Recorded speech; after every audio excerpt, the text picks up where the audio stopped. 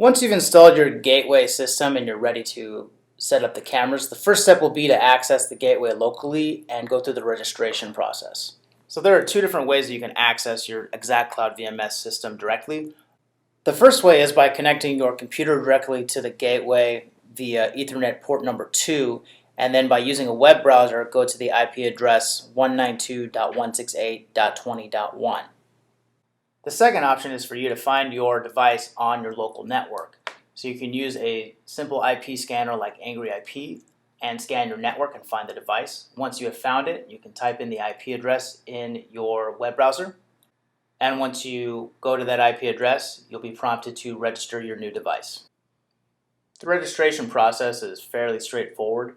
You'll choose the language that you wish to use, read through the user license agreement. You'll need to check the I agree box and hit continue.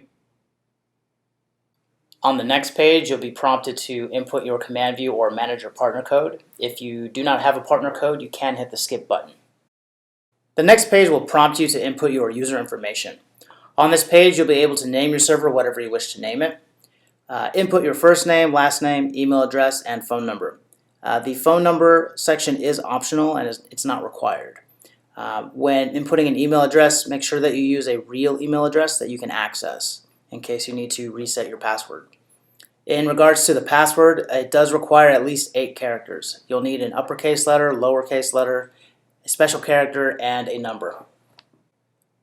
Once you input all that information, you can hit continue and then submit.